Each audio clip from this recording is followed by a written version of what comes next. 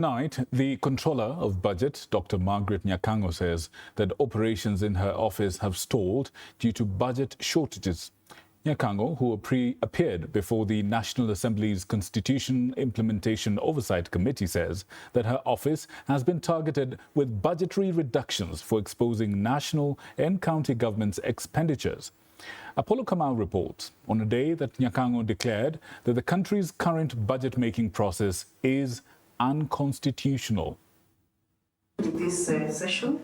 For the second time this week, the Controller of Budget, Dr. Margaret Nyakang'o, appeared before MPs to seek help and avert a possible financial crisis at her office, which approves the withdrawal of public funds for expenditure by national and county governments. Nyakang'o lamenting how her office cannot even afford simple tasks like copying and printing government documents due to lack of funds.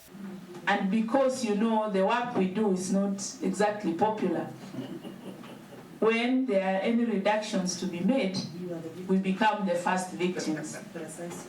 So again, this is something I would like to place before you, Madam Chair, to see if you can help us. Because in terms of implementing the Constitution, if our legs are tied and we are asked to run, then it becomes almost impossible. According to the Controller of Budget, her office requires 1.6 billion shillings to be fully functional.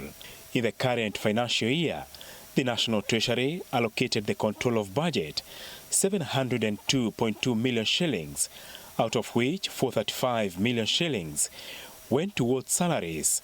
The balance of 267 million shillings can barely execute her mandate, among them 20 million shillings required for public participation.